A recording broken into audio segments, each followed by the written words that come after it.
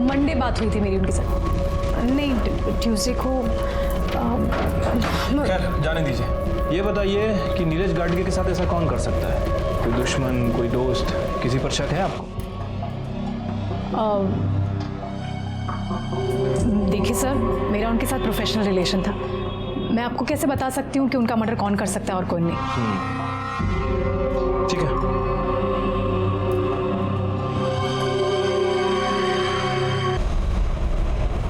जय माता दी। वही इंसान ईश्वर के निकट होता है जिसने अपने इंद्रियों पर, मोह माया पर नियंत्रण पा लिया है। जय माता दी। इच्छापुरनी माते की, इच्छापुरनी माते की, इच्छापुरनी माते की। कोल्ड ड्रिंक लाओ। माते जी प्रणाम।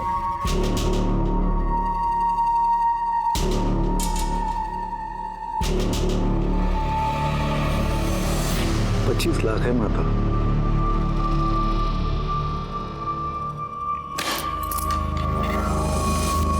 तो क्या इच्छा है तेरी? सिर्फ रखना है या इन्वेस्ट भी करना है? इन्वेस्ट करने माता। इच्छापुरनी माँ की जय हो।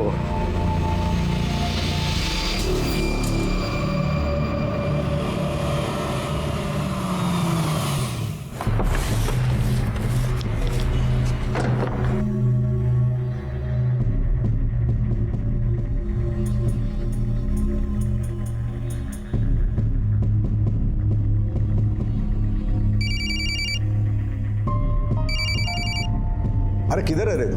मेरे एड फिल्म का शूट पूरा होने के बाद मॉडल भेजने वाला है क्या?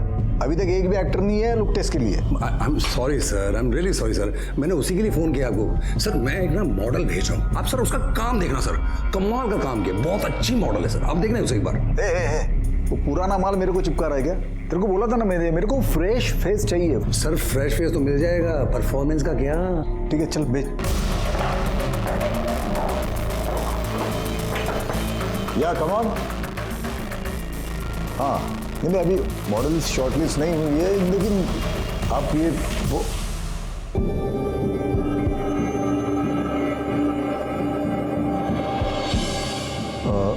I'll call you later. Okay?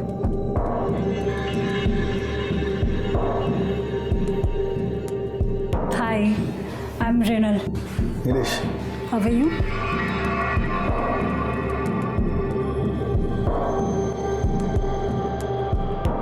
Can I sit? Oh yeah, sure.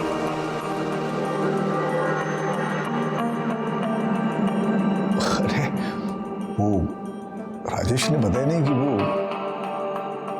इतने टैलेंटेड मॉडल को भेज रहा है। Thank you. If you don't mind, I want to see your figure because we are shooting for lingerie's ad. Yeah, sure. Why not?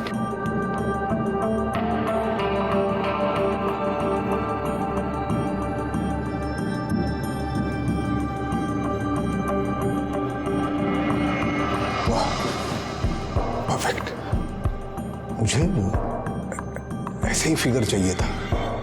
Actually मुझे exactly अंदाजा नहीं आ रहा था, इसलिए आपको कपड़े उतारने के लिए बोला। I am sorry. That's okay. Work is work. और वैसे भी, if it is related to work, I'm ready for everything. तो एक लुक टेस्ट कर ले। Sure. Why not?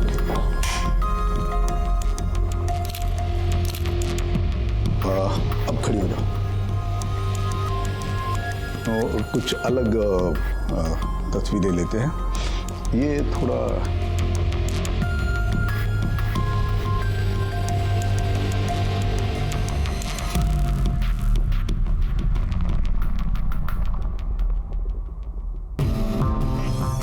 ये लो।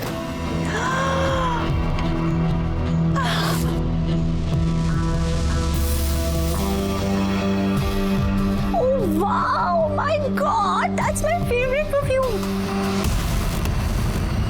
तुम्हें क्या पसंद है, क्या पसंद नहीं है, सब पता है हमें।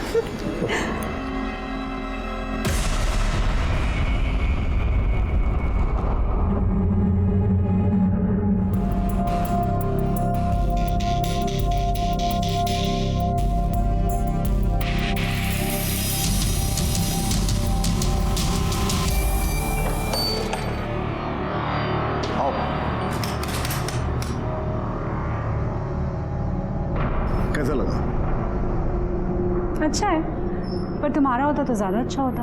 कम ऑन यार, अरे तू दोस्त का हो या मेरा हो क्या फर्क पड़ता है, हमें थोड़ी बसना है यहाँ पे, थोड़ी देर मजे करेंगे और निकल जाएंगे यहाँ से। गिफ्ट विफ्ट कुछ देते नहीं हो, बस एक ही चीज़ तुम्हारे दिमाग में रहती है, इस बार मुझे मेरा गिफ्ट चाहिए। अरे हाँ पता है ना, बहुत सारे गिफ्ट गिफ्ट, लेकिन मैं दूंगा ना, दूंगा। अरे ये ट्रिप गिफ्ट ही तो है, मान जाओ ना, मान जाओ ना।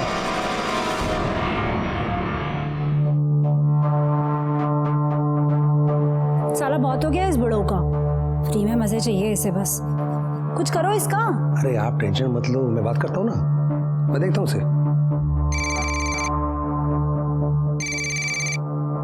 हेलो, अरे ये मृदल किधर है? सुबह से 50 फोन कर चुका हूँ मैं, एक का भी रिप्लाई नहीं है। अरे भाऊ वो असल में क्या है कि वो मृणाल जो है ना 3 हफ्ते के लिए अब्रॉड गई है शूटिंग पे, और आप मेरे ख्याल से बिजी होगी तभी आपका फोन उठा नहीं पा रही। क्या अब्रॉड गई हो 3 वीक के लिए? हाँ। अरे मुझे तो कुछ भी नहीं बोला, अब 3 हफ्ते मैं क्या करूंगा यहाँ पे? अरे भाऊ मैं हूं ना, अरे कमाल का माल भेजूंगा, आप जैसा बोलोगे वैसा। नहीं यार, मृणाल अब मेरे दिमाग में बैठ गई हो। अरे भाऊ जब मैं मृणाल को भेजा था ना, तब भी आप यही कहते कि नहीं चाहिए नहीं चाहिए। अभी देखो मृणाल के बिना आपका क्या हाल हो गया है। भाऊ मैं क्या कहता हूँ, मैं भेजता हूँ ना, आप एक बार ट्राई तो करके देखो एक बार। चल ठीक है, चल भेज दे। हाँ ठीक है, मैं कल भेजता हूँ। क्या नाम क्या है?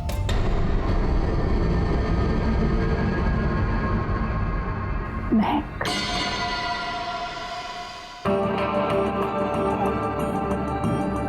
देखो अब मैं तुम्हें सिचुएशन एक्सप्लेन करता हूँ। हम लोग एक मेंस परफ्यूम का ऐड बना रहे हैं, तो मैं सिचुएशन देता हूँ तुम्हें। तुम हीरोइन हो और मैं हीरो हूँ, ठीक है? मैंने वो परफ्यूम लगाया है और उस परफ्यूम की सुगंध से तुम मेरी तरफ अट्रैक्ट होती हो। Getting me? यस।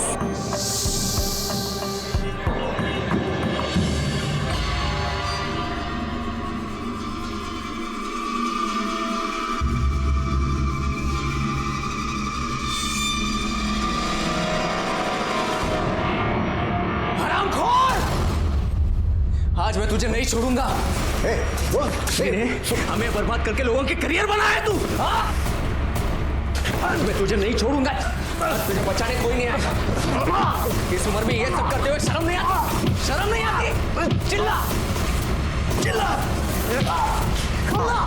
और चिल्ला।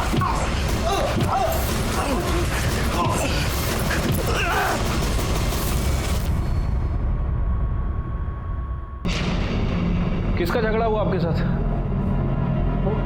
आप यहाँ कैसे? किसने बोला आपको? अरे हमें फोन आया कि आपका झगड़ा चल रहा है किसी के साथ।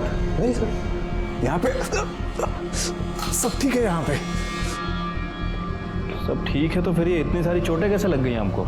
वो मैं ऑफिस आते वक्त स्टेयरकेस से गिर गया था मैं, तो चोट लग गई।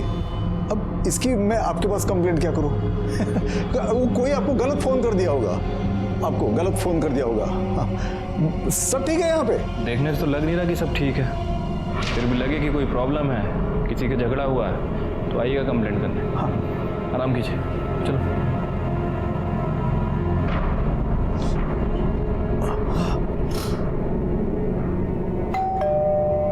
आ रहा हूँ। मैडम है बेडरूम में। बहुत उड़ रहा है ये। इतना गुस्सा क्या हुआ है? ये देखो देखो क्या भेज रहा है मुझे। मुझे तो पता भी नहीं चला उसने ये कब रिकॉर्ड किया है, नहीं तो मैं तब के तभी सब कुछ बराबर कर देती। अब क्या करूं मैं? एक तो बुढ़ा वीडियो भेज रहा है और साथ में मैसेज भी भेज रहा है कि मेरे लिए कुछ करो, नहीं तो मैं कुछ करूंगा। क्या करेगा वो? कुछ करो इसका, अभी के अभी कुछ करो, नहीं तो मैं कुछ कर दूंगी। टेंशन मत लो, मैं बात करूंगा ना। कुछ करो बेटा। हाँ टेंशन मत लो। मैं बुड्ढा धमकी दे रहा है इसकी, तो मैं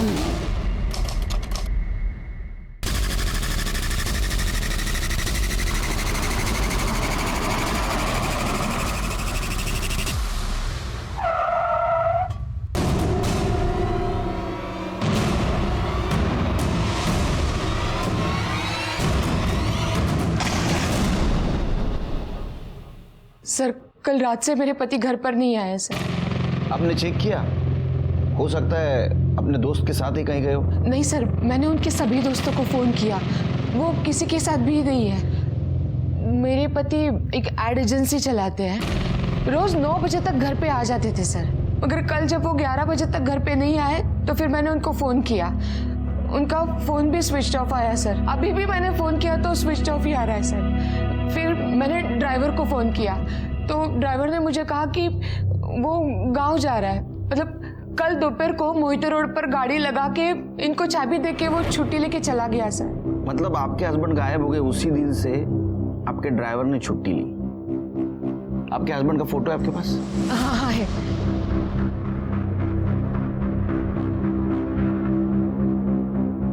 ये तो बिल्कुल क्लियर नहीं। कोई दूसरा फोटो नहीं है? सर अभी तो नहीं है, मैं घर पे जाके भेज दूं? सिरके, इनके हस्बैंड का नंबर भी ले लो। आपके हस्बैंड का नाम क्या है?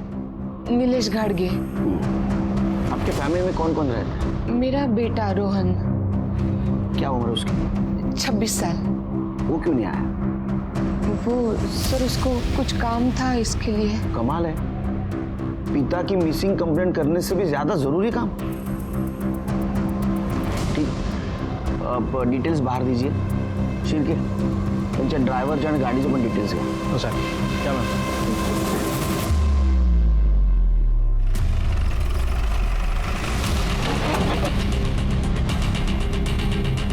यही गाड़ी? सर गाड़ी तो यही है। एक काम करो, जरा आसपास पूछो, किसी ने गाड़ी को पार करते हुए देखा क्या?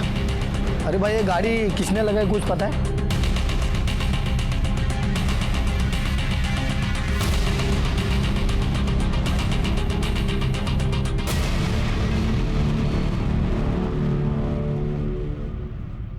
ए रघु, अरे क्या चाय बनाई यार, बिल्कुल शक्कर नहीं इसमें, शक्कर डाल।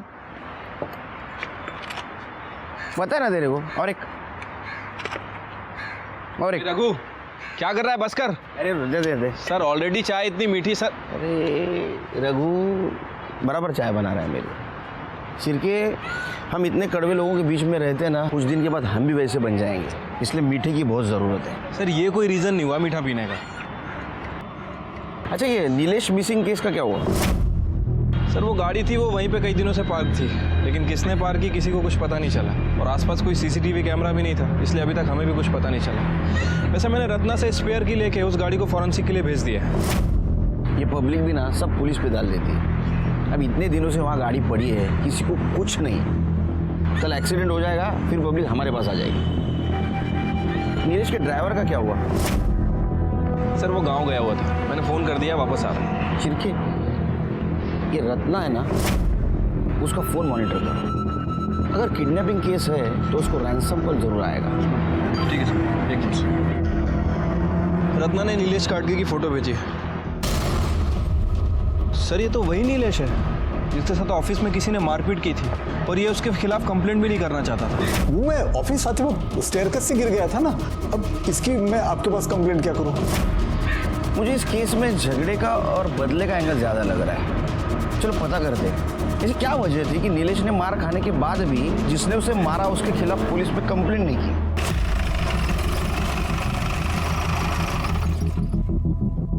तुम्हारे साहब के साथ उस दिन इतनी मारापीटी हुई, फिर भी उन्होंने पुलिस में कंप्लेंट नहीं की, क्यों? साहब, ऐसा कौन सा बाप है जो अपने बेटे को जेल भेजेगा? वो तो हमसे गलती हो गई साहब की बिना सोचे समझे आपको फ़ोन कर दिया, जिसके लिए साहब ने हमको बहुत डांटा भी था। अपने बेटे को जेल भेजना मतलब? साहब, उस दिन मारापीटी हुआ था ना, वो कोई और नहीं, साहब का बेटा रोहन ही था।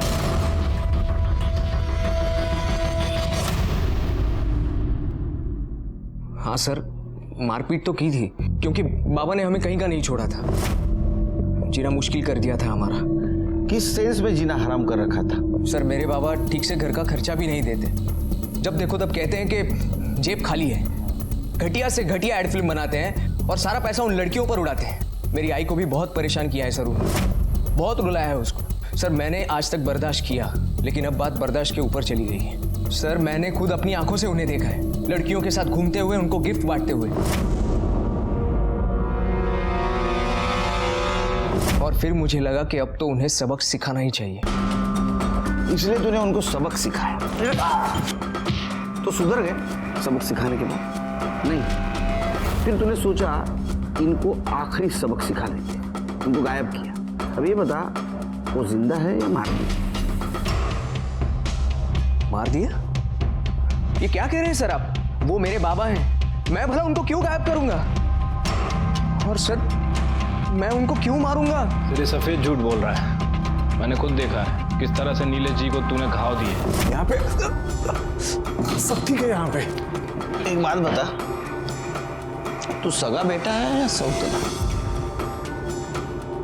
सौतेला होता ना सर तो शायद मार भी दिया होता। सगा हूं इसीलिए शायद सिर्फ मार पीट करके ही सॉल्व करने की कोशिश कर रहा था सब कुछ, बस। तो 3 जनवरी को कहाँ था? सर मैं अपने दोस्तों के साथ था। चिर के इसको अंदर करो। देखो सच बोल रहा है झूठ। चल सर मैं सच बोल रहा हूँ, मेरे एक्टिंग कीजिए सर प्लीज, मेरे एक्टिंग कीजिए। मैं सर, नीलेश गाड़गी की सीडीआर रिपोर्ट।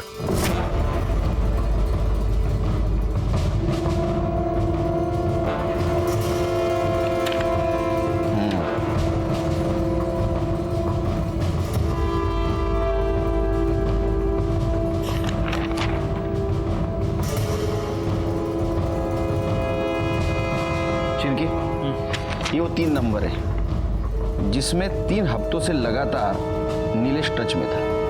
पता करो किसके नंबर है, और ये भी पता करो जिस दिन नीलेश गायब हुआ उस दिन उसने किसके साथ बात की थी, और उसका मोबाइल लोकेशन भी निकलवा। ठीक है सर।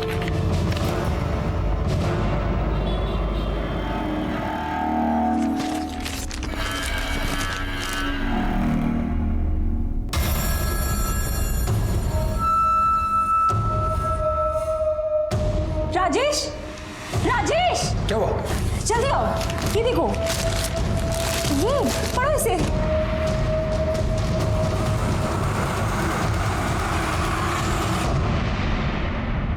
हे बघ, मी आधीच टेन्शनमध्ये। अब वो टेंशन में एक चाय एक्स्ट्रा पी ली तो क्या हुआ, और वो भी बिना शक्कर की पी। यार कितना शक करोगी मुझ पे? नहीं चलो बाद में फोन करता हूँ। नहीं बाद में करता हूँ। हाँ मैं भी चल रहा हूँ। सर ये नीलेश के मोबाइल लोकेशन रिकॉर्ड्स, इनके हिसाब से उसकी लोकेशन 3 जनवरी को शाम को 4 बजे ओल्ड ब्रिज की थी। उसकी गाड़ी मोहिती मार्केट में मिली थी और उसका लास्ट मोबाइल लोकेशन दिखा रहा है ओल्ड ब्रिज। इसका मतलब ऐसा हो सकता है शेरकी कि वो दूसरी गाड़ी से वहाँ गया, लेकिन कोई भी गाड़ी से गया होगा तो टोल नाका क्रॉस करके गया होगा। शेरकी टोल नाके का सीसीटीवी फुटेज मांगा। ठीक है सर। वैसे सर वो मैंने नीलेश के ऑफिस में पूछताछ की थी, वहाँ पता चला है कि नीलेश का किसी आदमी के साथ झगड़ा हुआ था। उसने नीलेश को काफ़ी धमकाया भी था और नीलेश के ड्राइवर सैजू ने नीलेश को बचाया था। सर जिसने धमकी दी थी उसका नाम है धीरज साठम, पेशे से ऑर्गेनाइजर है, इवेंट ऑर्गेनाइजर। पुलिस स्टेशन बोला। ठीक है सर, नीलेश गाड़ी का ड्राइवर सैजू आया है। इंस्पेक्टर साहब, मैं अपने साहब को गायब नहीं किया। अगर करता तो आपके बुलाने पे खुद यहाँ चल के नहीं आता। तू नहीं आता तो तेरे को लेके आते, समझे? 3 जनवरी को तू नीलेश के साथ था? हाँ साहब, सुबह 11 बजे उनको लेके ऑफिस में गया, फिर वहाँ से 1 बजे एक मीटिंग के लिए गए। वहाँ से वापस आते वक्त 2 बजे साहब को किसी का फ़ोन आया तो उन्होंने वहीं पे बुला लिया मीटिंग को। किसका फ़ोन था?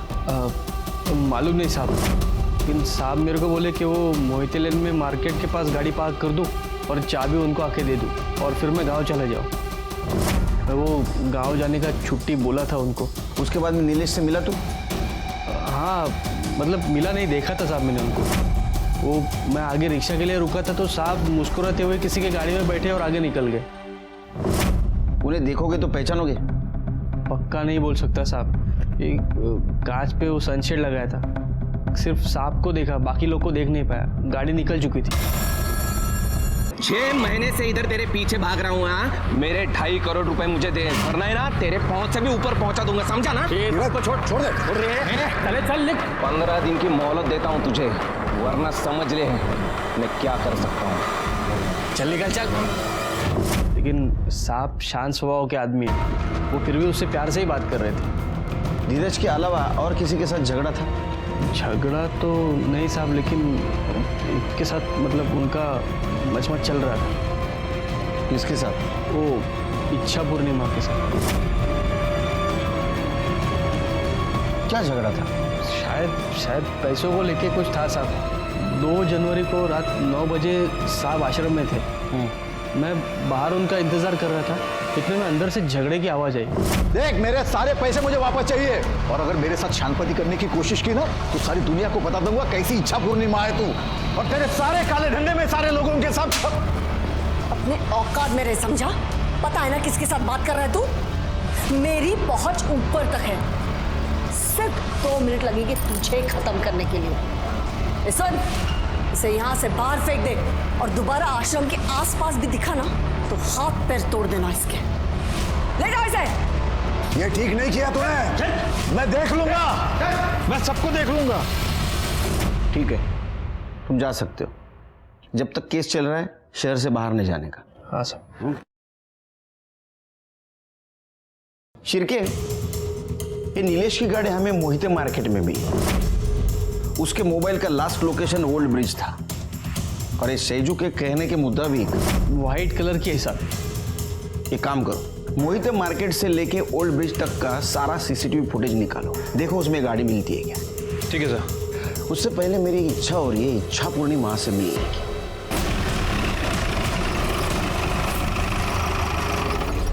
जय माता दी, जय माता दी। माता अपने बालक की हर इच्छा पूरी करती है। बोलो बालक, क्या इच्छा है तुम्हारी? वो तो हम भी पूरी करते हैं, जब कोई हमारे सादे सवालों का जवाब सीधे सीधे नहीं देता। अच्छी बात है, पर आपकी ये इच्छा हम यहाँ पूरी नहीं कर पाएंगे। नीलेश घाटगे से अपने पैसे लिए थे?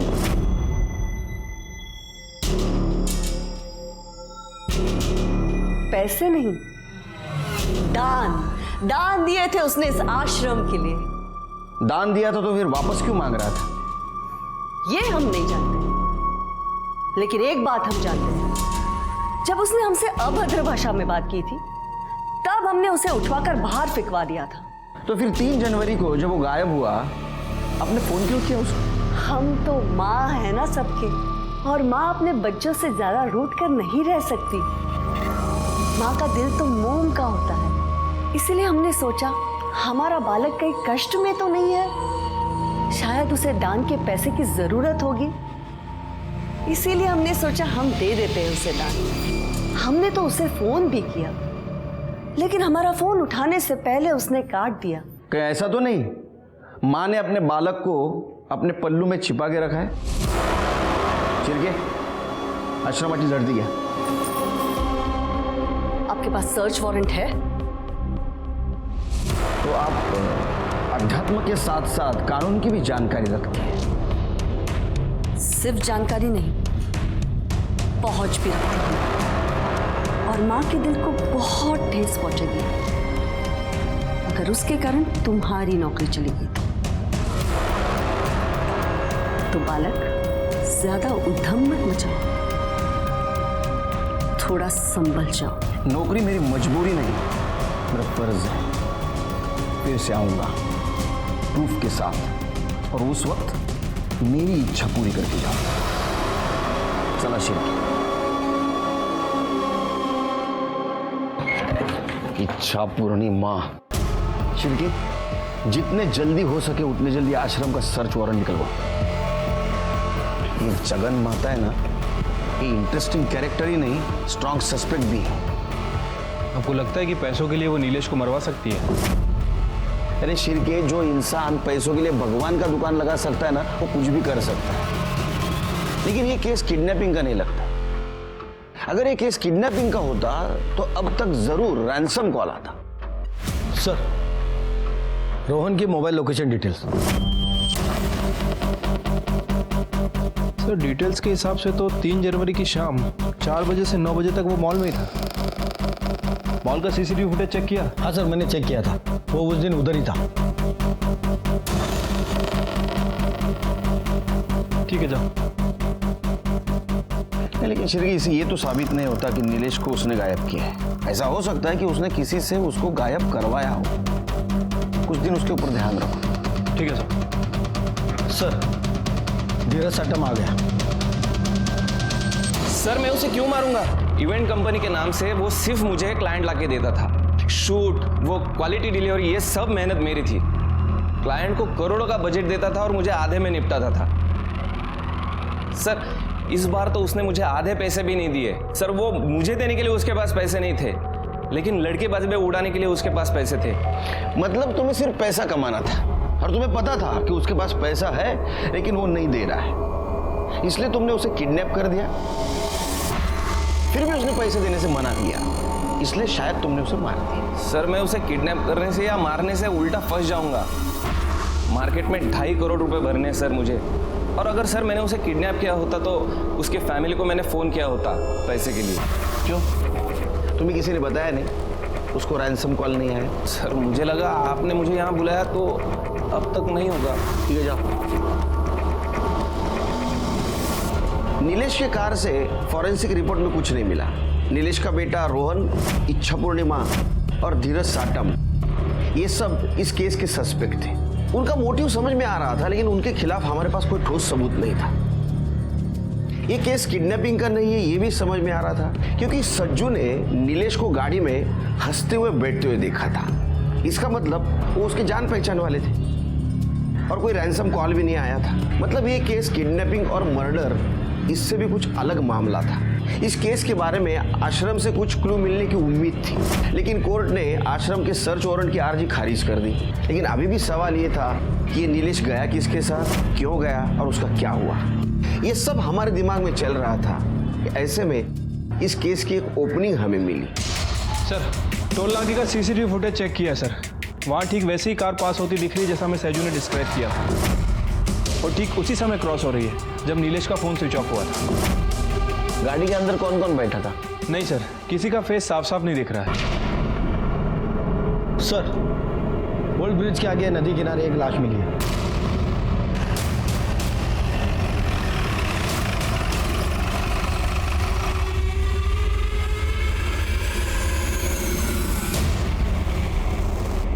बॉडी कई दिनों से पानी में थी सर, इसीलिए पूरी तरह से डिकम्पोज्ड हो चुकी है, और मछलियों ने काफ़ी ज़्यादा हिस्सा खा भी लिया है। यहाँ के लोकल मछुआरों ने हमें फ़ोन किया और उन्होंने बाहर निकाला। हमारी पैरामेडिक्स टीम के मुताबिक जिस टाइप का ये बॉडी है उस हिसाब से ये नीलेश की बॉडी हो सकती है। अच्छा, तो एक काम करो, उसके फैमिली को बुलाओ आइडेंटिफिकेशन के लिए, और बॉडी को पोस्टमार्टम के लिए भेज दो। ठीक है सर।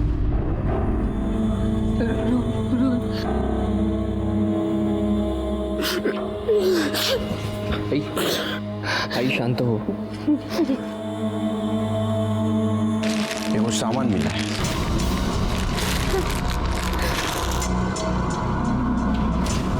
सर ये तो वही बेल्ट है जो मैंने बाबा को उनके जन्मदिन पर गिफ्ट किया।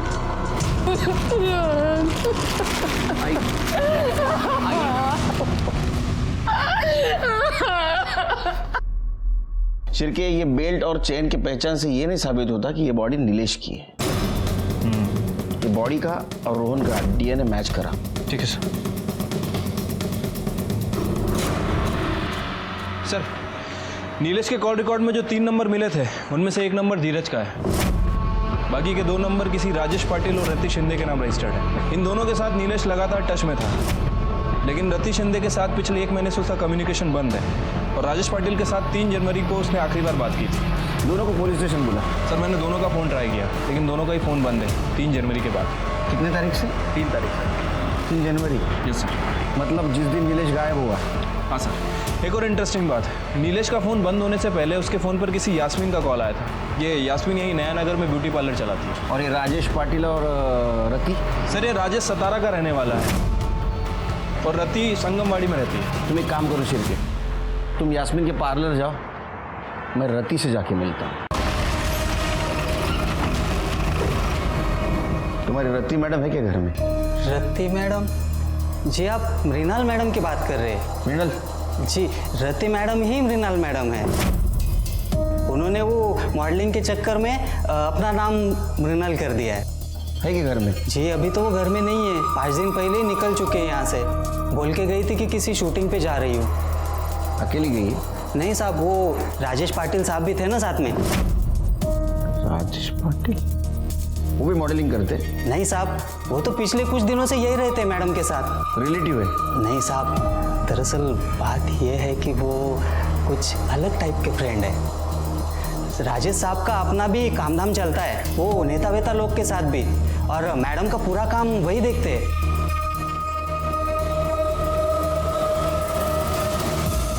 इसको जानते हो? जी ये तो नीलेश साहब है। नवंबर महीने में तो ये बहुत आना जाना करते थे मैडम के पास, पर पता नहीं क्या हुआ, दिसंबर में आना ही बंद कर दिया उन्होंने।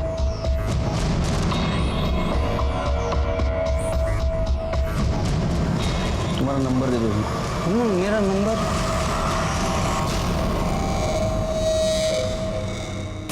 हाँ, मैं नीलेश जी को जानती हूँ। उनके यहाँ पे जब भी इवेंट्स और एडवर्टीजमेंट होते हैं, मेरे यहाँ से ही हेयर और मेकअप आर्टिस्ट जाते हैं। लास्ट टाइम नीलेश गाडगे से आपकी बात कब हुई थी? ठीक से याद नहीं आ रहा है, बट कुछ दिन पहले ही। अब आप ये सब क्यों पूछ रहे हैं? हमें शक है कि उसका मर्डर हो चुका है। क्या? मर्डर? कैसे? I mean, ऐसे कैसे हो सकता है? ऐसा हुआ है। नीलेश के मर्डर के पहले उसकी लास्ट कॉल आपको हुई थी। मेरे साथ बात की थी? नहीं। आपको याद नहीं आ रहा है क्या? मेरे साथ कैसे? नहीं, आपके फोन रिकॉर्ड तो यही कह रहे हैं। हाँ हाँ हाँ, वो मंडे बात हुई थी मेरी उनके साथ। नहीं, ट्यूसडे को। खैर, जाने दीजिए। ये बताइए कि नीलेश गाडगे के साथ ऐसा कौन कर सकता है? कोई दुश्मन, कोई दोस्त, किसी पर शक है आपको? देखिए सर, मेरा उनके साथ प्रोफेशनल रिलेशन था। मैं आपको कैसे बता सकती हूँ कि उनका मर्डर कौन कर सकता है और कौन नहीं। ठीक है।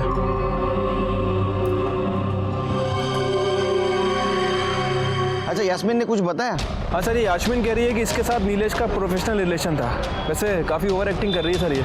अच्छा, ध्यान रखो उस पर। ठीक है सर। रोहन के डीएनए टेस्ट से पता चला कि वो बॉडी नीलेश की ही थी, और पीएम रिपोर्ट से ये पता चला कि नीलेश का मर्डर गला दबाने से हुआ है, और वो भी 3 जनवरी को शाम 4 से 6 बजे के बीच में।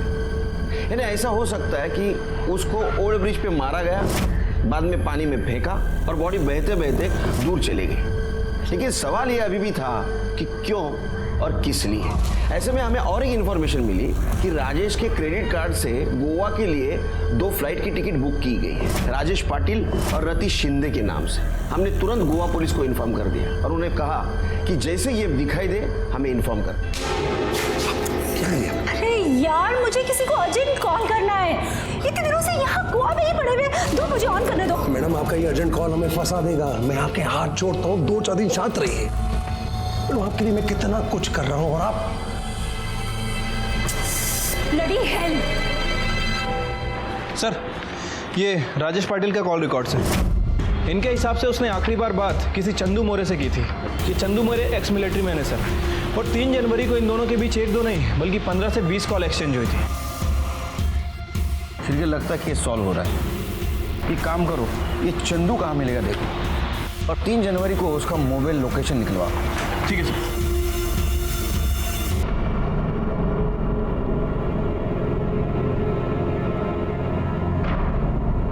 पेपर का पेमेंट लेने आया हूँ। कितना हुआ? अरे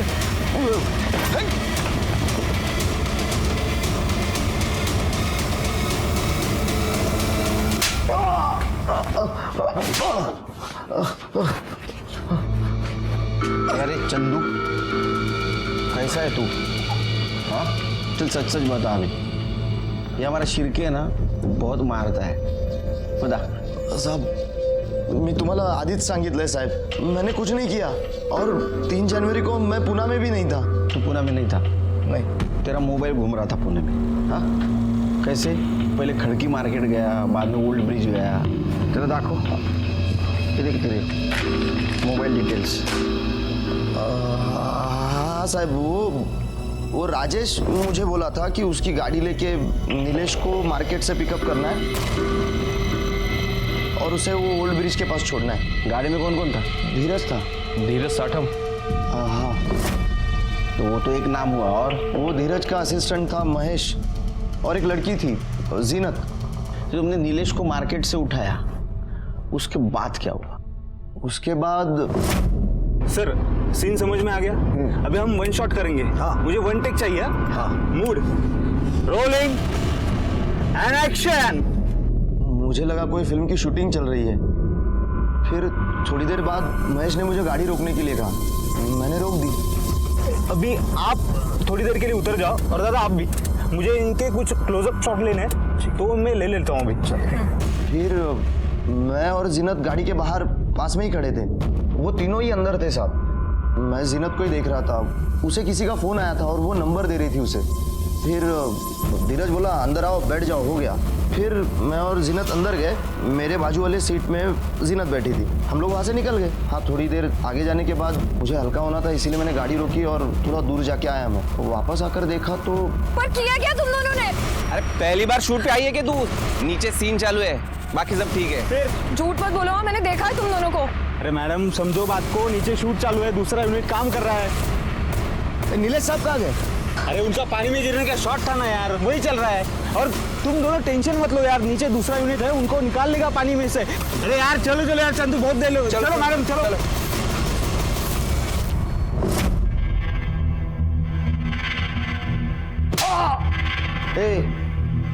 वो धीरज की और नीलेश की दुश्मनी थी। अगर धीरज गाड़ी में रहता तो नीलेश कैसा बैठता? हाँ साहब मैंने इतना दिमाग नहीं लगाया। अब मुझे राजेश ने जितना बोला उतना मैंने किया। उसने जिसको जहाँ छोड़ने बोला था वहाँ छोड़ा मैंने। फिर मुझे न्यूज़ पे पता चला नीलेश की बॉडी मिली थी नदी के पास। फिर मैं डर गया कि कहीं मैं फंस ना जाऊँ, मैं भी तो था ना गाड़ी में, इसीलिए मैं शिल्पा को लेके चिपके बैठा था। महेश की डिटेल्स दे। जी मेरे पास उनके बारे में कोई जानकारी नहीं है, हम तभी मिले थे ना कुछ देर के लिए। फिर उनको रोड पे छोड़ा और उसके बाद हम चले गए। चल जीनत का मोबाइल नंबर। जीनत का नंबर नहीं, मुझे याद नहीं आ रहा।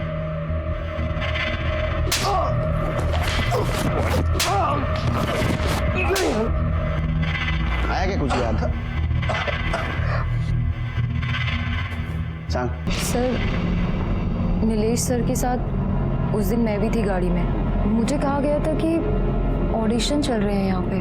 तुम्हारे और नीलेश के अलावा गाड़ी में और कोई नहीं था? सर 2 लोग और थे, एक चंदू नाम का ड्राइवर था और उसी की साथ वाली सीट पे एक महेश नाम का लड़का था जो डायरेक्ट भी कर रहा था और शूट भी। आर यू श्योर कि गाड़ी में सिर्फ 4 ही लोग थे? Yes sir. सर एक्चुअली एक आदमी और आया था जब गाड़ी ओल्ड ब्रिज के पास रुकी थी। मुझे कहा था कि सर का क्लोजअप लेना है, इसलिए तुम्हें गाड़ी से उतरना पड़ेगा, और फिर मैं गाड़ी से बाहर आ गई। एक्चुअली नीलेश का क्लोजअप लेने के बाद मुझे गाड़ी में आगे वाली सीट पे बिठा दिया गया था और मैंने अपना हेडफोन लगाया था। फिर थोड़ी देर के बाद जब मैंने पीछे देखा तो महेश ने मुझे कहा कि नीलेश जी सो रहे हैं, तो फिर मैंने अपना गाना सुनना फिर से शुरू कर दिया और थोड़ी देर के बाद गाड़ी फिर से रुकी। सर मुझे लगा कि ड्राइवर और बाकी लोग ऐसे ही रेस्ट करने के लिए निकले हैं, बट जब मैंने पीछे देखा तो ये क्या कर रहे हो तुम लोग? अरे कुछ नहीं, रिलैक्स रिलैक्स रिलैक्स, कुछ नहीं हो रहा है। नीचे सीन चालू है, बाकी कुछ नहीं। अरे रिलैक्स, कुछ नहीं है। शूटिंग है, शूटिंग है। झूठ मत बोलो। दूसरा यूनिट है वहाँ पे, वो उठाएंगे उसको। अरे मैडम आप इतना परेशान क्यों हो रही हो? आप चलो। सर जब हम पुणे पहुंचे तो मुझे उन्होंने 1 लाख का कैश दिया और कहा कि नीलेश जी ने एडवांस दिया है और बाकी पैसे कॉन्ट्रैक्ट साइन करने के बाद मिलेंगे। सर कुछ दिनों के बाद जब मैंने न्यूज़ में देखा तो मुझे पता चला कि नीलेश जी का मर्डर हो चुका है और उनकी डेड बॉडी पास वाले ओल्ड ब्रिज के नदी से मिली है। ये काम तुम्हें किसने दिलवाया था? क्या नीलेश ने डायरेक्ट बुलवाया था? सर नीलेश जी को तो मैं जानती भी नहीं थी, मैं तो यास्मीन जी के थ्रू गई थी। यास्मीन जो वो नया नगर में पार्लर चलाती है वो? सर मैं लड़कियां सप्लाई करती, अपने पार्लर को ऑफिस की तरह यूज़ करती। नीलेश और राजेश के यहाँ नई लड़कियां भेजती थी। सर मुझे बिल्कुल भी आइडिया नहीं था कि वो लोग नीलेश का मर्डर करने वाले हैं। रति मतलब मृणाल शिंदे को जानती हैं? यस सर, वो भी मॉडलिंग के नाम पर एस्कॉर्ट का धंधा करती है। ठीक है, क्यों जाने। चलो सर ये चंदू के कॉल रिकॉर्ड्स। सर नीलेश के गायब होने के बाद चंदू एक नंबर पे बात कर रहा था। जब उस नंबर के बारे में डिटेल्स निकाली तो पता चला वो नंबर गोवा में है। लेकिन सर हैरानी की बात यह है कि वो नंबर मृणाल के नौकर का था और नौकर इस वक्त पुणे में है। चंदू एक ही नंबर से बात कर रहा था। तो एक काम करो, वो नंबर ट्रैक करो, देखो कि इसके पास है, उसको उठा के लाओ। जिसके बारे में मैं सोच रहा हूँ उसके पास ही ये नंबर हो सकता है। सर, राजेश ने मुझे बताया था कि नीलेश को ब्लैकमेल करने के लिए ऑडिशन के बहाने एक वो वीडियो बना रहा है। मैंने सोचा उसी बहाने मैं अपने पैसे निकाल लूँ। जब वो शूट खत्म हुआ तो मैं खुद वहाँ जाकर इतने गेलो साहब नहीं, चंदू और मैं पीछे की सीट पर बैठे थे। मैं उसे ब्लैकमेल कर रहा था कि मेरे पैसे दे देने तो मैं वो वीडियो वायरल कर दूंगा। तो वो चीखने चिल्लाने। मैं 17 साल से नौकरी करता हूँ। तो किससे बात कर रहा है समझ में आ रहा है?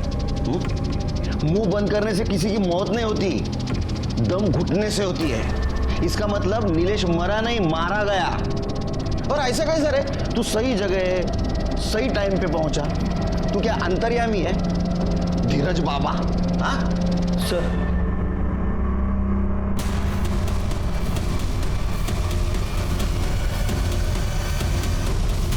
इतनी जल्दी क्या राजेश जी? सर मैंने नहीं मारा सर, मैंने नीलेश को नहीं मारा सर। सर मैं सिर्फ वीडियो बनाना चाहता था ताकि वो जो मृणाल को परेशान कर रहा है वो परेशान ना करे। वो मृणाल को क्यों परेशान कर रहा था? सर ये नीलेश जो है ना, ये एड एजेंसी का बहाना करके लड़कियां बुलाया करता था। और सर मैं लड़कियां सप्लाई करता था। मृणाल को भी मैंने ही भेजा था। लेकिन सर नीलेश ने ना मृणाल के साथ सेक्स करके उसका वीडियो बना के उसको ब्लैकमेल करना शुरू कर दिया था। प्रूव करना कि तू सिर्फ मेरे साथ है और मेरे साथ ही रहेगी। और अगर तू प्रूव नहीं कर पाई ना तो मैं प्रूव कर दूंगा कि तू असल में है क्या। और सर मैं उसका वीडियो बना के मैं उसको परेशान करना चाहता था ताकि वो मृणाल को परेशान करना बंद कर दे सर। बस सर इतना ही है। तू पक्का सोशल वर्क नहीं कर रहा था, क्योंकि तू भी मृणाल के लिए लाइन में खड़ा था और इतना डेस्परेट हो गया कि तूने नीलेश को मरवा दिया। नहीं सर, मैंने किसी को नहीं मरवाया सर। तू एक बात बता, तेरे गाड़ी में मर्डर हुआ फिर भी तेरे को पता नहीं और तूने कुछ किया नहीं, तो भागा क्यों? सर मैं कहीं नहीं भागी और ना ही मैंने कुछ किया है। ये राजेश क्या कर रहा है, कहाँ है, मुझे कुछ नहीं मालूम। बहुत इनोसेंट है। राजेश ने कहा चलो कहीं जाके छिप जाते, अब चली गई। हाँ सर, मुझे कुछ नहीं मालूम। लेकिन फिर भी आपको यहाँ रहना पड़े। इस केस में एक नहीं वो सारे एंगल छिपे थे। जलन, जेलसी, बदला, धोखा, लालच।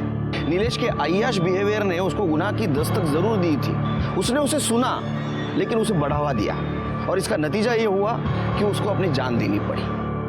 धीरज, महेश, राजेश, चंदू ये एक दूसरे पर इल्जाम लगा रहे थे, लेकिन सर्कमस्टेंशियल एविडेंस के आधार पर कोर्ट में बार बार बयान बदलने के कारण कोर्ट ने उन्हें नीलेश मर्डर केस में सजा सुनाई। सबूतों के अभाव पर मृणाल का नीलेश मर्डर केस में डायरेक्ट संबंध प्रूव नहीं हुआ, लेकिन नीलेश मर्डर केस के बारे में उसे पता था लेकिन उसने पुलिस को इन्फॉर्म नहीं किया, इसके वजह से उसे सजा मिली। जीनत और यास्मीन को भी नीलेश मर्डर केस में सजा मिली क्योंकि उसे इस केस के बारे में पता था लेकिन उसने पुलिस को इन्फॉर्म नहीं किया। इसी के साथ मैं सीनियर इंस्पेक्टर सुनील केलकर आप सबसे विदा लेता हूं। फिर मिलेंगे अगले एपिसोड में। तब तक के लिए सतर्क रहिए, देखते रहिए क्राइम पेट्रोल दस्तक। मकसद बताना नहीं, बचाना है। जय हिंद।